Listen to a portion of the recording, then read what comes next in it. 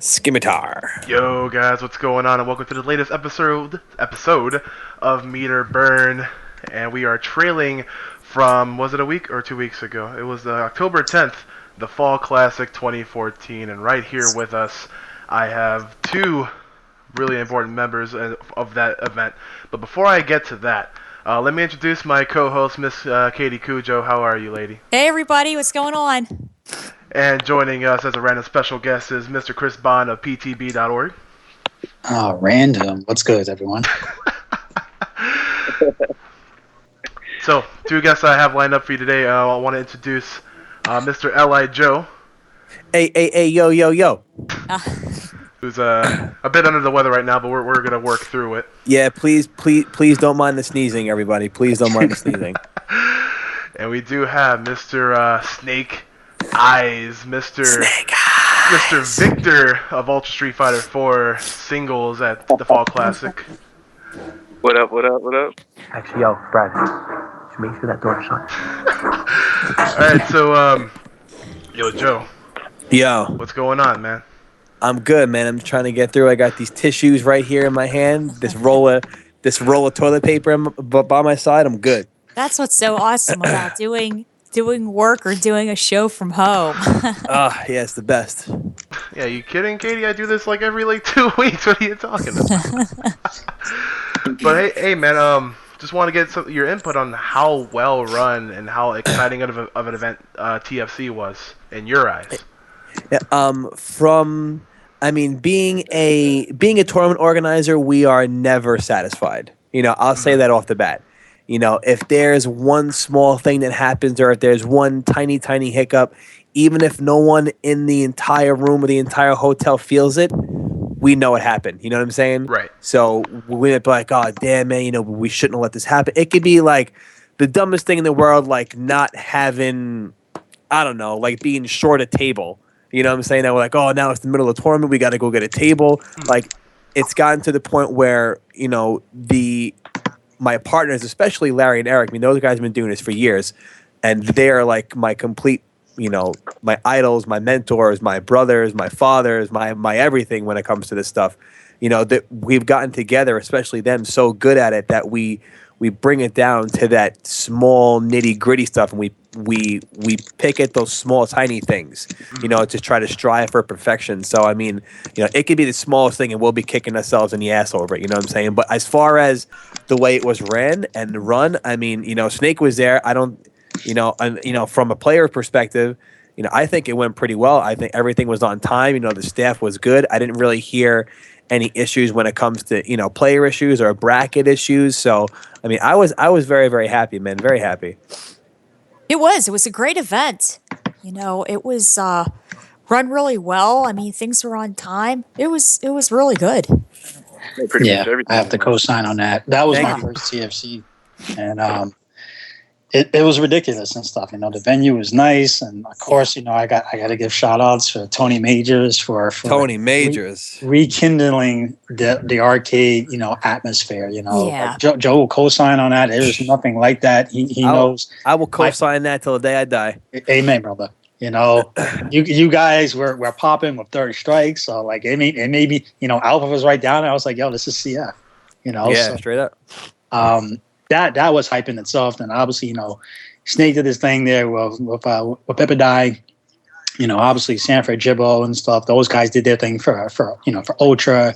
The Dead or Alive people kept it hype and stuff. I know the guys were doing their Persona. Of course, Sonic Fox alone, he's like the new Justin Wong, holding it down. So, there was no such thing as like, yo, this is boring. I'll be back. I'm gonna go to my room. There was none of that. It was consistently exciting the whole entire weekend. So yeah, TFC definitely they got it done. Oh, yeah. Thank you, guys. Thank you very much. Yeah, definitely. Yeah. And even outside of the gaming, there was a free shuttle from the airport to the hotel. That you told me about, Joe. I thought that was awesome because I wouldn't have known. But yeah, there was a free shuttle. The hotel was new. It smelled clean. It was spotless. That food was godlike. Even though someone hated it, the bar had great food. It wasn't expensive. Skybox was on The point. drinks weren't expensive. And then if it was really, really late at night, there was a Denny's that you could walk to. Yeah, right next door. Yeah. I mean, you really can't beat any of that, you know? It was really good. There's also a food photo to the mall down the street, too. Yeah, I never got to the mall. Oh, Snake, you went to the mall? I actually didn't go to the mall last year. I heard there was a mall, but I never got to it. Yeah, they had like Five Guys over there and a couple other restaurants. Now I'm salty. Yeah. I'm leaving the show now. I actually never had Five Guys. It was cool. It seems like every event there's a Denny's really close by. We should have Denny's be like one of our sponsors. There's either a Denny's or a Waffle House. Yeah, or a Waffle House. Yeah. I mean, there's either Denny's or Waffle House. Yeah. No. We need Denny's, Spondovitz, and Waffle House for Cape. Oh, Spondovitz, yeah. Like those three need to be like right next to each other. Yeah. And then for CEO, it should just be Popeyes. Because everybody goes to Popeyes. Like, I must have had Popeyes like 7 times when I was there. It's crazy.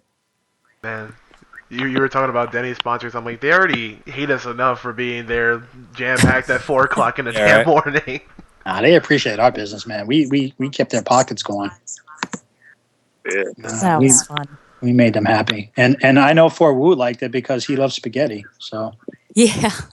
And the meatballs. Seems like all these events got pretty popping with the food. Joe, what was your? I know you're a TO and you have to be running around and taking care of all this and that. But like, what if you could pinpoint like one or let's say like a couple of moments that like really define TFC, like the most enjoyable part of the event for you? What would it be? Oh, anytime Snake Eyes plays, hands down. Oh, hey, guess who we have here? Hey, Snake. Hands down. Seriously, and I just want to say this from me to Snake Eyes, Daryl.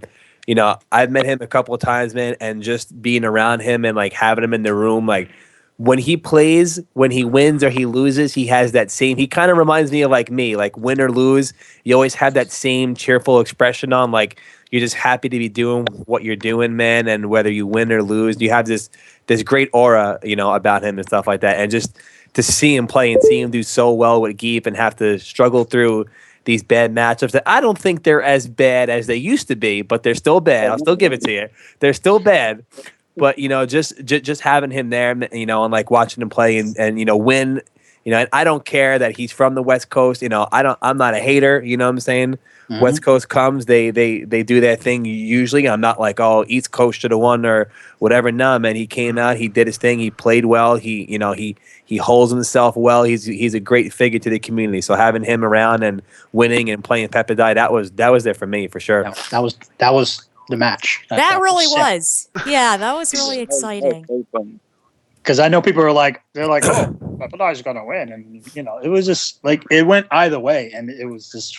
From beginning. Actually, can I actually like ask a question? Can I ask something? Yeah. I don't want to like steal the show or nothing, but how isn't that's a bad match, right? Yeah, that's a pretty bad matchup. It looks pretty bad. Man, what were you thinking like when you first played and it kind of looked like he was like Pepper Die? Because I was going to ask you actually when I was there, but when it started to look like he was going to run with it, like what was going through your mind?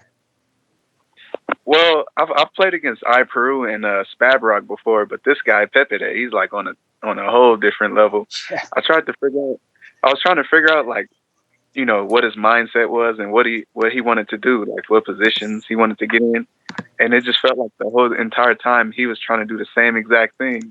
So I couldn't really get a grasp on what he wanted to do, and I was just pretty much I was just lost the whole entire time. No, yo. In that set, I was like, because first of all, every time you hit him had to be, or like whenever you got the advantage, it was all clearly because you had some wild read. Like the way you read, bro, I'm like, this dude is ridiculous. Like how did he know to do that? Yeah, because he's so fast. Yeah, and it's just like read as like are ridiculous, man. You winning one game is like him winning 2. No joke. Because like it's all solid reads. I'm like, damn, this dude's ridiculous. Yeah. I know up until you came to like the salty suite, and then I know that that D came up there, and then he was just like like he had like 40 wins straight in that thing, and they were just like, damn, and this guy's gonna be in the top 8 tomorrow. Yeah, this is crazy. It wasn't until you played him that we're just like, yo, what the hell? Like, somebody please beat this dude. Can we talk about more of like your mindset in that exhibition? Like how do you stay so focused, and how do you pull off these reads? Like, I'm pretty sure everybody in the chat like kind of like wants to know, like, if they were in the hot seat, what would they be feeling right now? Right. Well, I already knew that Pepe Day was a really good El Fuerte player before I sat down and played him. Mm-hmm. But in second thought, I know he has his gameplay and he, his baits, and he has the things that he wants to get you to do while you're playing him. But at the same time, El Fuerte is a character his health isn't all that high, and Geef does a decent amount of damage, so I felt like whenever I had got in, I would have to make the damage that I did to him count. Mm-hmm. So I would go for like pretty big damage against him. And since that's pretty much the only thing I had in that matchup, I just kind of sat back the whole entire time. And in the older versions of Street Fighter, that matchup was a little different. He didn't really have that quesadilla bomb in the older Street Fighter. Yeah. Say it with your chest. That was a big problem for me because I haven't really played against any of Fuerte players since Ultra Drop. Yeah. Yeah, so I had to take at least like 5 matches to kind of figure out, what his angles were. Yeah. Yeah, and I don't think there was any weakness to it, really. I mean, did you honestly expect it once you started to get more momentum and get better reads? Did you really expect it was going to be as close as it was? You know what? I was trying to win, to be honest. Right. I was saying in my head, I was like, you know what? If he's going to win this, I'm going to at least make the score 10-9. But he kind of robbed me for that last match. Nah, man, yo, he robbed me too in his salty suite, man. I was so upset when I lost to him. My God, I was so upset.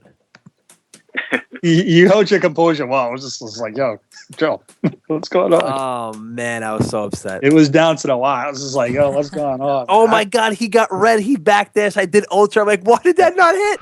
Yeah. Oh, God, I'm getting tight right now about it. Yeah, the thing I have to say, which I'll also like append to what you were saying is Snake Eyes. When I saw like you and Pepadai playing, you're probably 2 of the few players that I know, at least in just North America alone, that truly aren't only just competitive, but you have fun playing it. And I think there's so many of us that when they compete, they kind of forget that. Like, obviously, no one wants to lose. Nobody says, you can't wait to go to this tournament so I can get body. But even when you look at that clip that Funky P actually put up, and you see the clip and stuff, you can just basically see the fact that, yeah, you guys clearly going to win. But you guys are obviously having a really good time doing it. And I just wish I saw more of that. You know what I mean? Yeah. There's nothing wrong with being hungry, but it's good to still have that emotion that keeps you grounded and stuff. You're just like, yeah, man, you know what? I'm up here and people are cheering for me and they want to see me win. And we're, I'm not saying that you have to be sitting there giggling and stuff all the time, but just the fact that you guys, as intense as that was, you could sit there after an intense match and just sit there and just kind of look at each other, smile about it, and get right back in the zone. Yeah, what are the things that... Oh, go ahead, Snake Eyes. Yeah, I feel like a lot of players are missing that quality in tournament. I feel like that's one of the things that you would need to have to be able to get over those stumps that you try that are hard to get over. Yeah. Because if you frustration is what they want you to have when they're playing you. It's something that they use against you to make you play a certain way. Mm-hmm. And sometimes you just got to drop all of that and have fun with it. Yeah, I'm just more keen on noticing it since I'm like in the background, so to speak, capturing you guys, and it's just an observation I've been making over the past few years and stuff that, and I've observed that from a lot of the high caliber players or even the up and coming people like like Smug and stuff. That's like clearly making a name for himself and whatnot and stuff. And then you have a couple of seasoned people who are just like they're so into it, and their emotions get the best of them.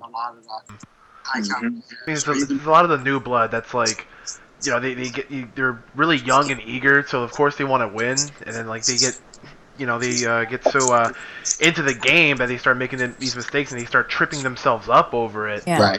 Right. And people also tend to forget that, like, it's just a video game. Let's keep all the violence on the TV screens. You know what I'm saying? So, Right. I mean, although like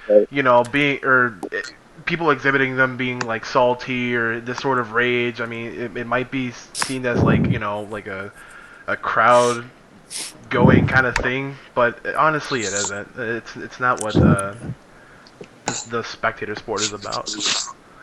I know exactly what you mean, man. And FGC is kind of trying to get out of that right now. Yeah. Out of that mentality. So Snake, I have personally a question for you, and it probably already know the answer, but it's just good to hear it from your own mouth. You've actually been in the East Coast a couple of times in tournaments, but what would you say, if you had to just summarize it real quick, what's your overall perception as far as when you come over to the East Coast? Like, what do you think of the atmosphere when you come over here compared to like the tournaments that you were exposed to over in the West Coast? I feel like the main difference between both tournaments are that the crowds on the East Coast are way more hype. Yeah. Britain hype. Yeah, the first time I went to an East Coast tournament, I was like, yo, I cannot even play right now. Like, these headphones aren't even cutting it. The hype is blasting through the headphones right now. I can't, it's just something you can't concentrate. Turn around and yo, shut up. That's how we do. Man, I'll tell you what, when Jan almost won Marvel, I almost lost it. You almost lost it. Oh, my goodness. Can you imagine? That's and I will after I know that the question exactly wasn't pertained to me, but I want to kind of agree with Snake that being I've been to the West Coast a bunch of times, and being there and coming here, like, I love going to the West Coast, but there's nothing like the I guess the rawness of being in like an East Coast tournament, you know what I'm saying, where it's a little loud, a little more aggressive, not a bad aggressive, you know what I'm saying? I don't want to say the word aggressive, but I don't know. That might have been a bad word to use, but it's a little more like in your face, I guess. Loud, yeah. It's exciting, maybe, yeah. It's that punch, especially. Yeah. Well, that just comes with the territory of it being a fighting game. That's kind of how it used to be back in the day. Yeah. So That's Joe, pretty like good. this is your second TFC, and for me, this was my first TFC. Yes, sir. And having done the second one, and you don't have to necessarily like give up any like trade secrets and everything, but having done that one, and this was actually the first official congregation of you having ECT final round, and obviously the series of Big E tournaments. What would you say was the biggest thing that you did better this time around compared to the very first time that when you guys rolled it up to North Carolina? That's an excellent question. Do you mean as far as myself, or do you mean as far as the entire tournament in general? Just the whole entire circuit for TFC. Like, what's something that when TFC, the original one, the vanilla version, basically wrapped up, and you said, you know what, we should have did this, or I wish we could have did more of this. What do you think that, looking back on the second one, what do you think that you did better, that you were like most proud of for this?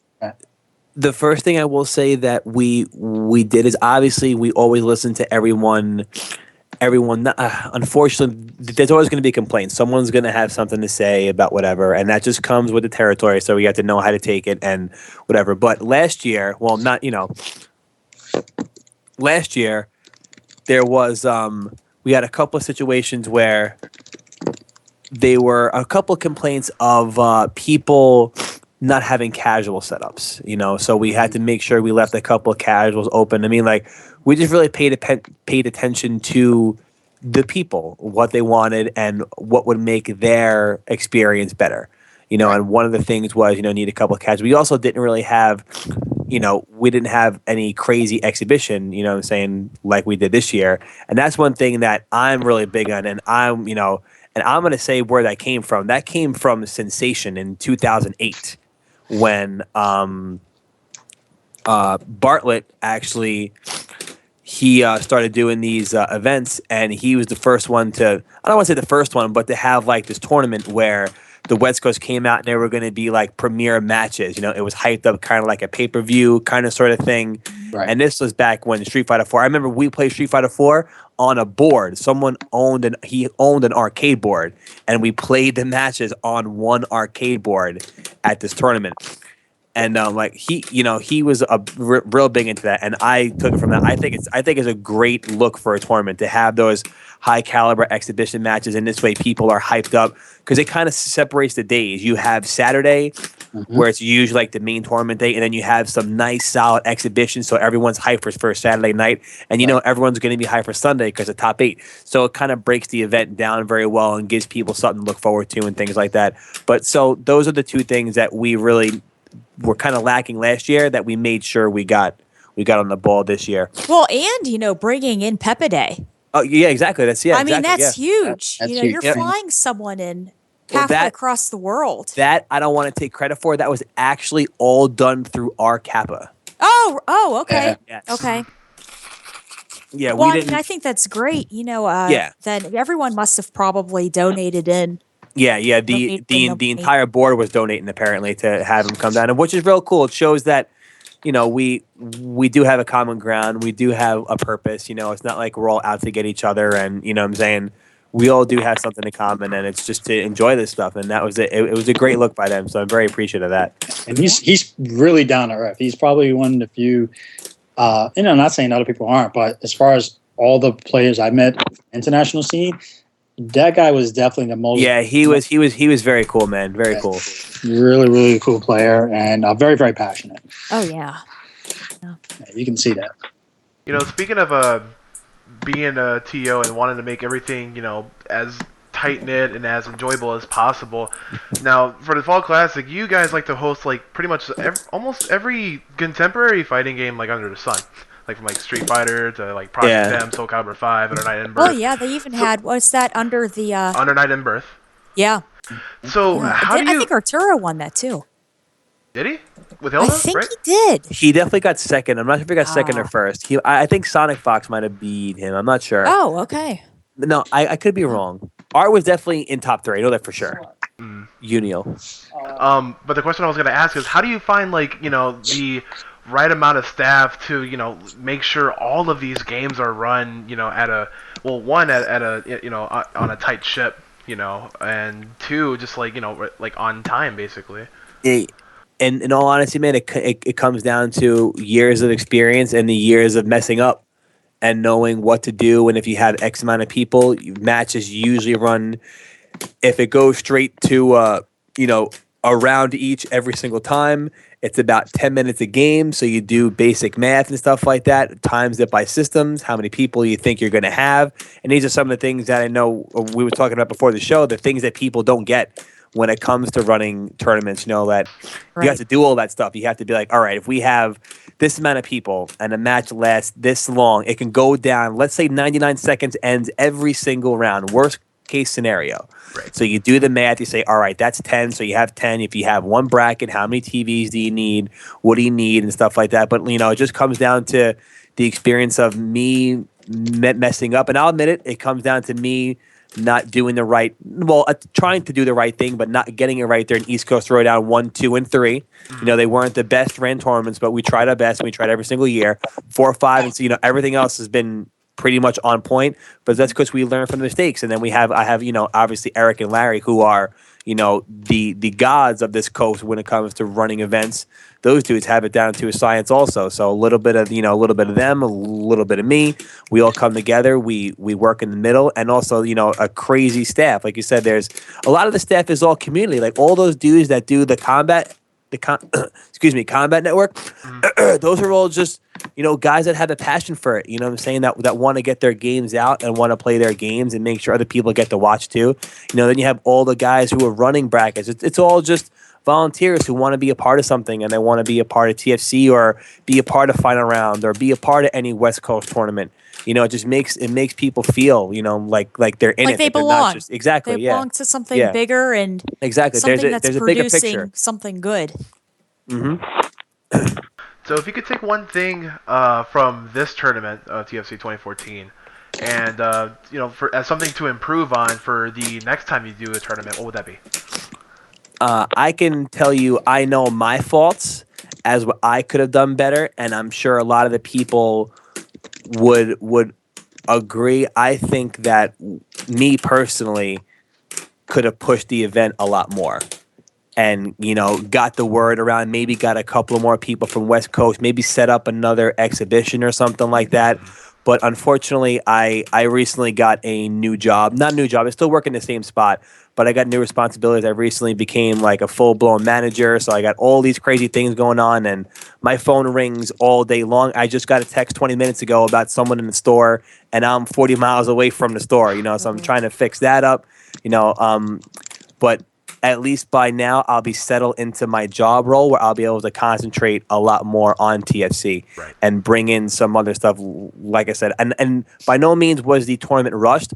I just feel like, especially on my end, I could have pushed it more. I could have made sure I got with the community more, because I'm still like a community dude too. I ride the line between being like the dude who still plays and the dude who still runs tournaments, but it is a really good bridge for those people, for the people that do play and want to come over, and the people who are, just strictly running the events who get to, so I'm like the voice in the middle.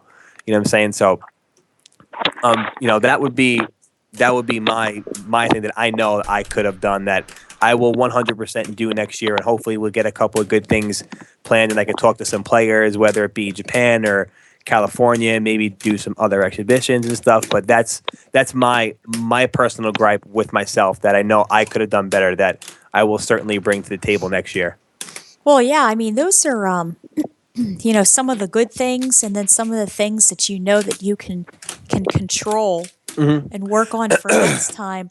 But when I was there, I was really surprised that out of the blue, the hotel had said, what, two of the stages that you guys rented, they were like, oh, we have to take these and put them somewhere else. I mean, those are things that none of us going to an event would ever consider.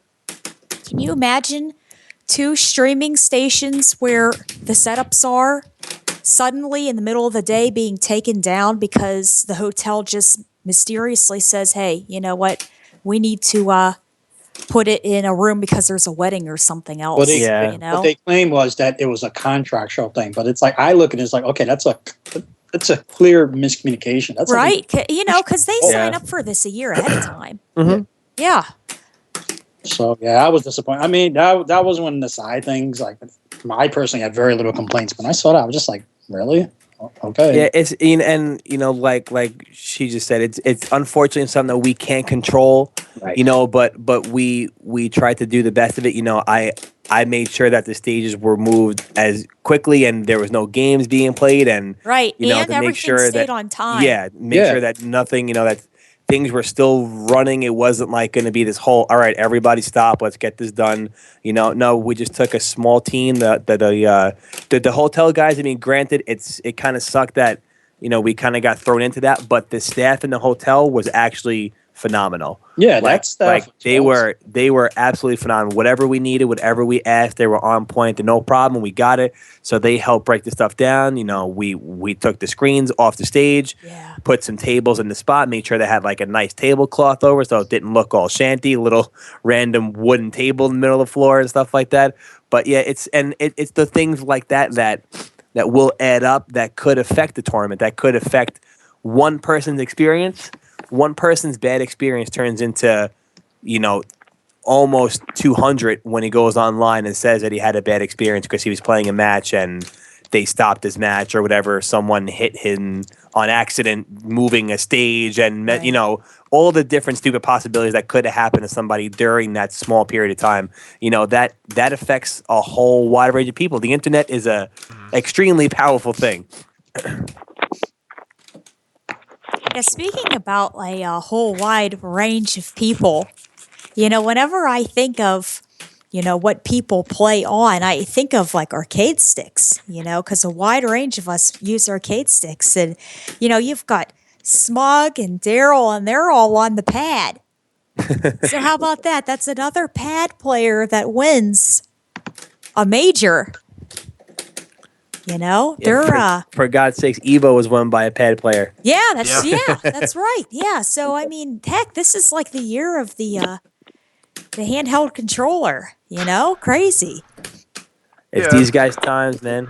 It's their time. So, guys, what sort of pad do you play on? I play on a Street Fighter Cross Tekken Madcast Fight Pad. Oh, you're talking about the like the 6-button layout ones?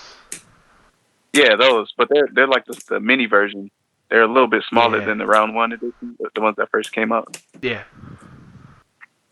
Oh, wow. Like, have you tried using a stick before, or did it not just like sit well with you, or? When I first played fighting games, I tried it on actually, you know what? Before I played fighting games, I used to play like Halo and stuff like that. Mm-hmm. That was gonna be my question. Like, what did you play before you entered the fighting game atmosphere? Oh man, I played all kinds of games. I played like Halo, Armored Core. Armored Core. Armored Core. Thank you. Good game. Old school. That was my game right there. I used to play a few sports games, but I don't know.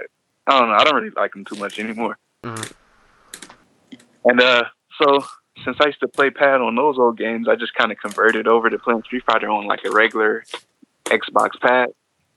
And as I was playing like for a couple months, I was like, you know what? This pad actually is pretty bad for fighting games. I'm gonna have to find like some kind of different pad to play on. So I tried out what was it? Some kind of Hori pad, and that was probably that didn't fit my playstyle. I don't want to say it was bad, but it didn't fit what I wanted to play on. Mm-hmm. And I finally came across the Mad Catz Fight Pad, and I was like, yeah, this is it. Speaking of play styles, what made you develop a character archetype and pick, just decide, you know what, I want to play a grappler, like what led to that? Oh, that's actually an interesting one. So, the first, when I decided to play competitively in Street Fighter, I started to play Street Fighter Hyper Fighting for Xbox Live, and my first character was Ken, and he was pretty good in that game. He was pretty high on the tier list. He wasn't a bad character, right? And as I started playing him, I was like, you know what, I just tried out Zangief, and I was like, this character is actually a lot of fun. Like most of the time, I used to just try to land SPDs on people. I think that's how everybody starts playing Zangief at one time or another. Right. Yeah, so, and as I started landing SPDs on somebody, I'm like, wow, this is actually a very good move. And I started discovering like ways to implement it better than as say like some kind of troll would. Yeah. And do your own type of snacker specials. Right. Stuff like that. And it all just started to develop. And then HD Remix came out. Now keep in mind, Street Fighter 2 Hyper Fighting for Xbox Live. Yep. It was kind of bad on the netcode was kind of bad. It was actually really bad. And HD Remix has one of the best netcodes on out of any fighting game online. Yeah, I would definitely agree with that. Yeah, and so I was able to like figure out people's mentalities on how they would want to escape away from Zangief and just learn fundamentals and how to what people's mindsets were when they fight Zangief. And I ended up HD Remix came out in 2009, and I won Evo in HD Remix in 2010, which was probably like a couple months later, maybe like 6 months later. And in that short amount of time frame, I was able to go from a beginner all the way up into like pretty much a pro in the game. That's how beneficial it was. And you just decided to start playing Street Fighter 4. Yeah, I had to make the conversion because at Wednesday Night Fights, when it was at the Hollywood Casino, everyone kind of stopped playing HD Remix and they started playing Street Fighter 4. So I was like, I guess it's time for me to start playing. Time to switch. Yeah. Switch it up. And when I first started, I used to use a lot of heavy attacks. Heavy attacks in Street Fighter 4 aren't so good as they were in HD Remix. And so a lot of people that I played, they usually beat me when I first started. And they were like, man, with a little bit of changes, you could be a really good player. So I kind of did my research, and I'm not gonna lie, I used to watch when I first started. I used to watch Aqua Silk and Vangi and a couple Japanese Zangief players like Itabashi and stuff like that. Yeah, Itabashi, Cantona, and I learned a few things from them. And then eventually I slowly stopped watching them and only watched the particular Zangief that I wanted, that I felt played mostly correctly. And craft your own style and kind of go from there. Do you feel that the adjustment was difficult? I mean, because obviously you're going from ST and then you're going into Street Fighter 4, and obviously hitboxes and certain things they're different, Yeah, I feel like it is almost impossible to play both of those games with the same character at the same, like in the same tournament, same setting, on like same day or something like that. It's the absolute worst. Because pretty much everything is different, even though they both have pretty much the same moves. And it was just such a hard transition. Yeah. There's not too many people that I know other than yourself and Dan Dye and obviously guys like Bae and stuff that can kind of just hop off, play say ST and then or ST Remix in this case, and then play Street Fighter 4 and still be solid. Yeah. Coming into Street Fighter 4, do you have any sort of like specific like training buddies or mentors that you always come to like up your game, solidify your fundamentals, and this coming from HDR into Street Fighter 4? Actually, so Wednesday Night Fights is pretty much like the training grounds for everybody, and I'm pretty fortunate to have all of those guys to play with, and it's allowed me to transition pretty smoothly. I understand that most places don't really have scenes, or their scene is probably like pretty small. But since there's like a tournament going on like every week out here, it's pretty easy to actually pick up the game because you have so many different players to play with, and we actually have a lot of good players out here. Right. We got we got a lot of people. I don't want to name them all, but people will help you out if you ask around here. There's another guy named Romance. He kind of transitioned from KOF. So, he mostly plays Sakura now, right? Yep. Yeah, he actually Sakura and the Capri. Oh, okay. Really? Yeah, I played him at CEO, so yeah, he definitely plays the Capri. Yeah. And he actually he just started playing Street Fighter 4, and he's beating me at Wednesday Night Fights. Yeah, he's solid. Yeah. Speaking of being beaten at Wednesday Night Fights, have you ever like developed like a sort of like rivalry between another person? Like they would beat you, you would beat them, that sort of thing?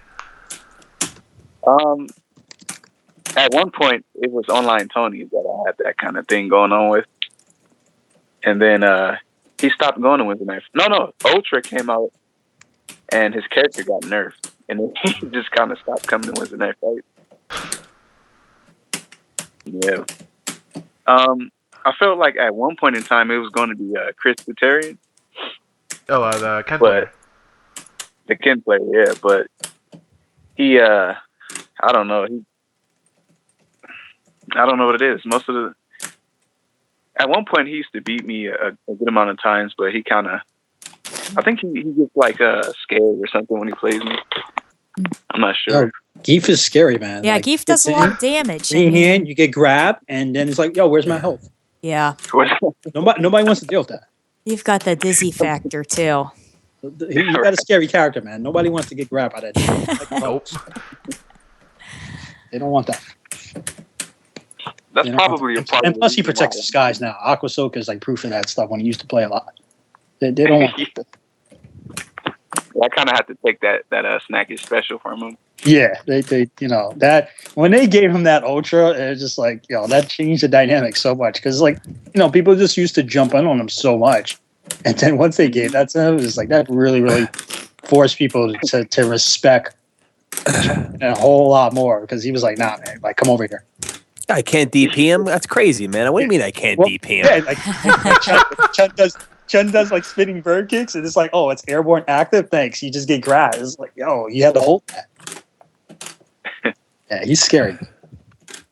So let's fast forward from being brought up in Wednesday night fights to TFC 2014, and if for those who actually watched it, yeah, he did make it out in first place. It was him and Shan from Razor in grand finals. So why don't you like walk us through a bit of like what you were thinking when you were facing that person, that specific matchup? Yeah, there was a complete reset and everything. Mm-hmm.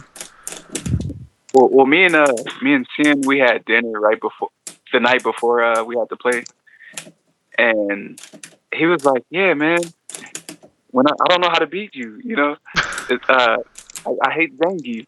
I can't remember exactly what he was saying, but he was basically like just kind of asking, "How does he beat me? How can he beat me?" And I'm like, "I don't know how to answer that, man.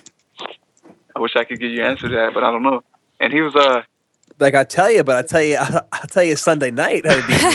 Yeah, like after I win, money in my hand. We could discuss this Monday morning. Over breakfast even. I'll buy it for you after I win. We'll go to Denny's. Yeah. There's a Bahama Breeze next door too, so yeah. So he was like, "Yeah, there's one thing that you didn't know when you was playing me at Evo, and that's if I do hands from far away or from a decent distance away, you can punish it with reversal light punch green hand." And I was like, "Yeah, I kind of found that out after I beat you at Evo." And so this time at TFC, I forgot exactly how the score went. I think he won 2 games with Gin. No, he won 1 game with Gin, and then 1 game with Sagat. And then I end up 6-0ing him after that. So a bit before the match, again, you guys said you had dinner and you're just like, "Oh man, I don't know how to beat you." Of course, it's paraphrasing, but like, did you like fall into like a sort of like secure state, like, you know what, man, I got this, or do you always perceive him as a threat? Well, once he said that, I just felt really extremely comfortable. Mm-hmm. Yeah, I was like, he probably hasn't even done his homework on this matchup, and even if he has, I'm ready for it because obviously he was coming to TFC. I figured he was at least going to be one of the contenders to come in at least top 3 or better yet, being in grand finals with me. So I kind of pictured this like before I even went to TFC. Right. And once I beat Sanford, Sagat, and then once Cien picked Sagat, yeah, like there's no way because the problem is, Sanford Sagat is actually a lot better than Cien Sagat, and since I've just recently played the matchup, I felt very comfortable as soon as I saw him select Sagat, and then he won that first match, and it kind of woke me up.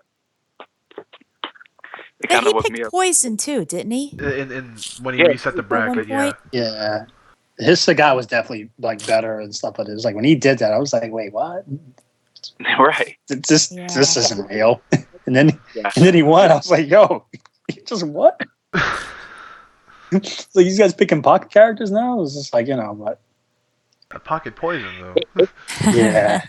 He actually beat GamerB at a tournament in Asia with poison. Really? Pretty convincing. Yeah, it was pretty bad. That poison. Well, I mean, GamerB also has to deal with a nerf character in Ultra. Oh, again, right. Yeah. He thinks that Gin is he said I think he said mid tier or low tier or something like that. Mm-hmm. Who? That was the thing I wanted to ask you. And Joe, since you still compete and be representing Furo, you can chime in. I'm gonna primarily focus on Snake because everybody knows you for Geef. Like you're basically you're Zangief. So is there ever gonna come a point in your fighting game career where you're gonna be like, you know what, this is not working out. You know, forget this. Let me just break out a pocket Cammy or or Eva Ryu and stuff. Do you see yourself doing that, or you've committed yourself to being the character specialist? You're going to stick with Geef no matter what. I'm still on the edge with that one. Because, like I said, like you played against Peppadai, and like for a while we were just like, damn, like this guy might just run away with this and go back. We're not winning and stuff, but you stuck it out. But I figured it by now. It's got to come to a point. Sometimes you get pressure and you're just like, you know what, forget this. Let me just go to Cammy or something like that. Let me just body this guy and counterpick him.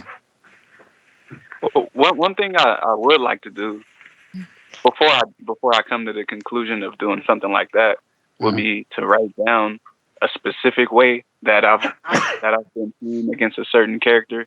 And just look at it, because sometimes I find myself rediscovering the things that I want to do against a certain character mid-match, which is not so good in the 3 setting.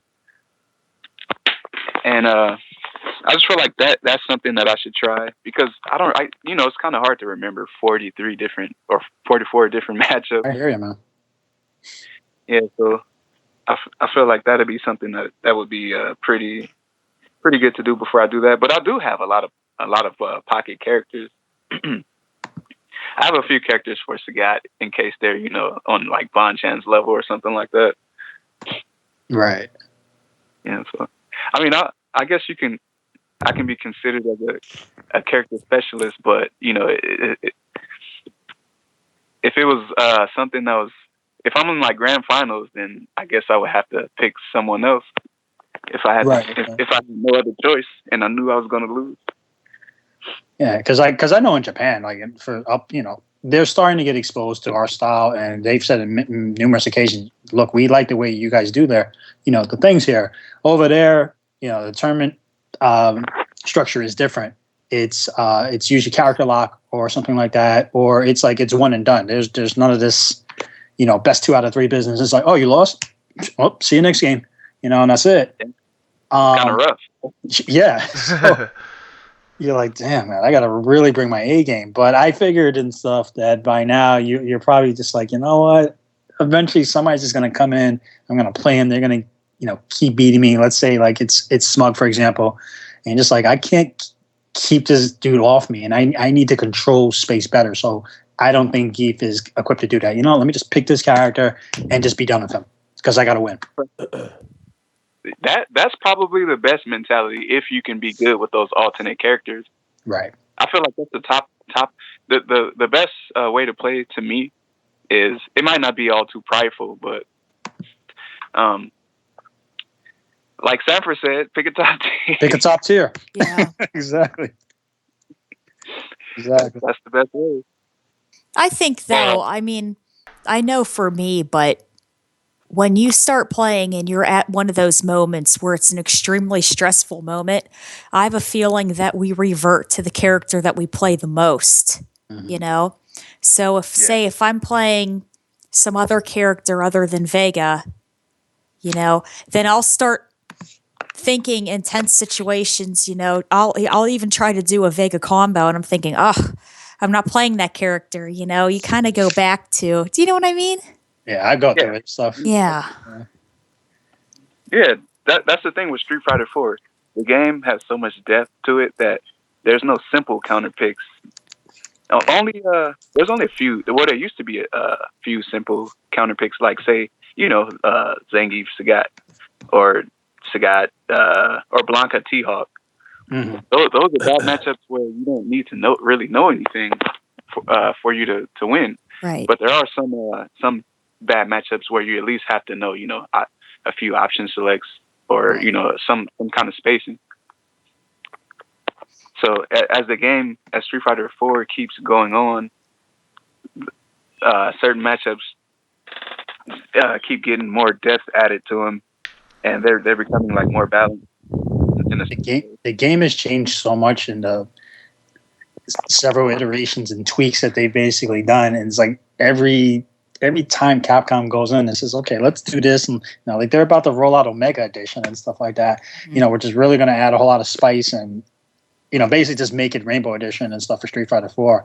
But from the standard conventional formula, there's always something new that people are discovering. Just like, man, I never thought about that. Look at that reset and stuff. But look at this new way now to use red focus and stuff. It's just like people just don't stop learning and stuff. And the skill gaps are diminishing. They're not as big as as they used to be. Especially like if we start comparing, say, America versus Japan, or France has obviously been doing their things, guys like Luffy and stuff in particular and whatnot. So it's just so interesting to see the character matchups and the new people that are starting to come in, and it's not like Ryu and Ivory or Akuma and stuff anymore. Like you got guys like Gen winning majors, and Rose winning majors and stuff, and Valmaster Chun winning majors and stuff. So it's nice.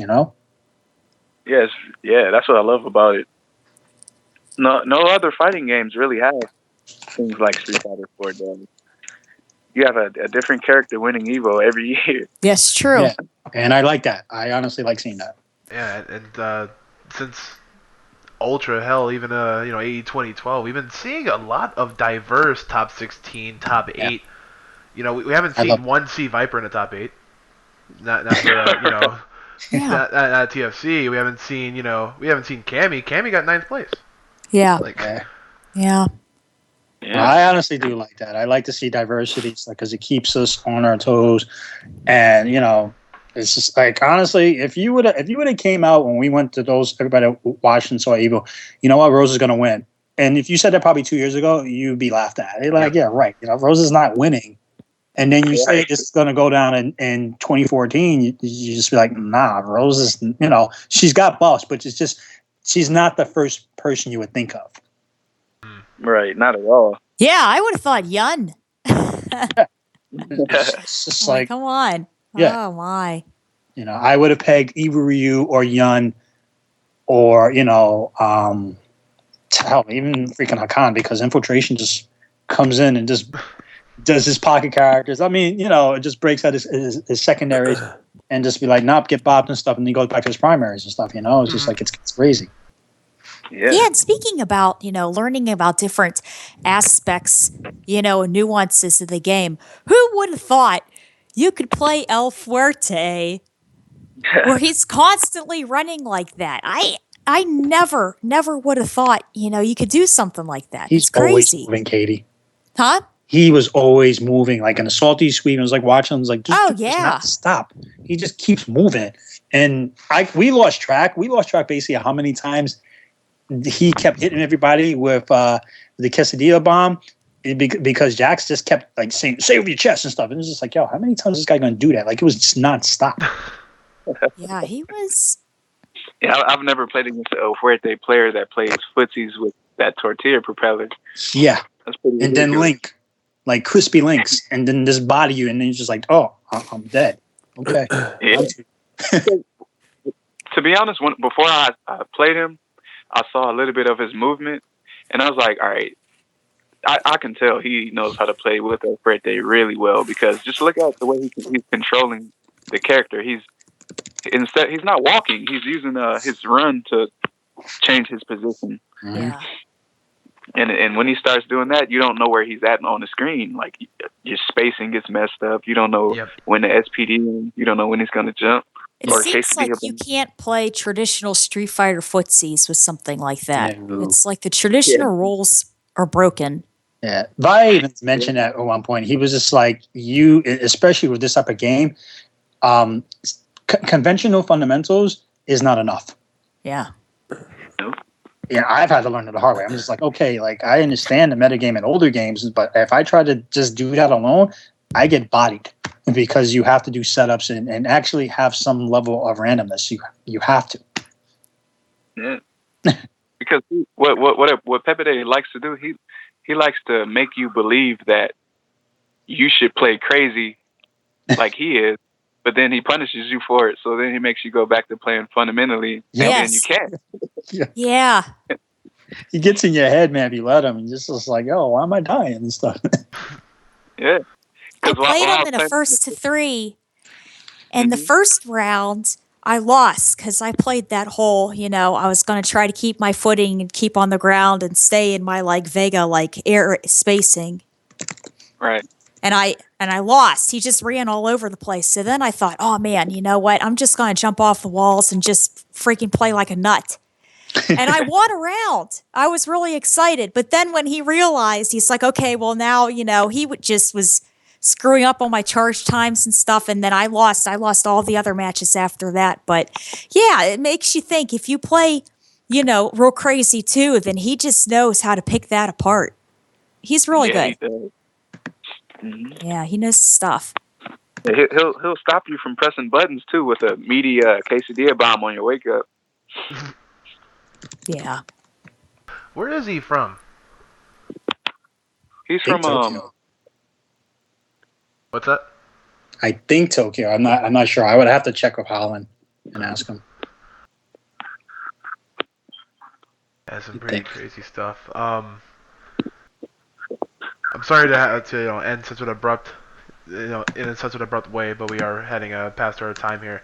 But no. I do want to get some last thoughts from all of our guests before we do head off. Mr. Notifiro. Yes, sir. Hey, man. You got any last words? Anything to say out to the stream? Anybody who might be viewing this? No, man. Anyone who's here, I just want to first thank all of you guys for the support and the events and stuff like that, and coming out and playing and all that stuff. Also, thank to anyone who's ever supported me, whether it was cheer for me when I'm playing, whether it be chilling on my stream or anything like that. Man, seriously, this stuff it really does mean the world to me, and to know that there's people out there that enjoy it the same way I do it means a lot. So I just hope that we all have many, many more years of this. That's all. Yeah, I'll be cheering for you to get well soon, because you're sounding sick as a dog right now. Yeah, man, I think I'm getting worse. Mr. Snake Eyes. Yeah, man. I just want to say shout out to whoever's watching right now, and thanks to all my fans, for supporting me. I got a lot of fans. I never realized how many fans I had until I got hit up by a random group in China saying congratulations on TFC and stuff like that. That's cool. Yeah. Also in Japan too. I didn't know I had any fans out there. I mean, because they already have a player who's pretty much just as good as me, so I figured they would know about him more than they know about me. But and also, go ahead. Oh yeah. Even though I've won TFC, I'm not done yet. I still got some more hype behind me. I still got a few more places to go. So you guys will see more of me soon. December 13th, Capcom Cup, is that correct? Yes, sir. Good stuff. There was actually a tournament in Japan, but they kind of pushed that back to January. So that was supposed to be the next tournament. Okay, so Capcom Cup is where we will see you next then. Yes, sir. Nice. Awesome. Mr. Chris Bond. Yes, sir. Well, you got anything to say out to your adoring fans out there? Look at you. Man, my fans are your fans, and I, I'm just happy that we've had this opportunity to talk with both Joe, who I've known for a minute now, and of course Snake Eyes, who we had to clear up a little rough spots, as he already knows with the recent incident and stuff. But you already know how I feel about your gameplay, man. You're always doing your thing, and I just look forward to seeing you play at Capcom Cup. Obviously, for everybody that's been supporting me up until the time that they've known me, or up until recently doing the photos and whatnot, I appreciate that. I want to be able to keep doing more and just be able to girls dad.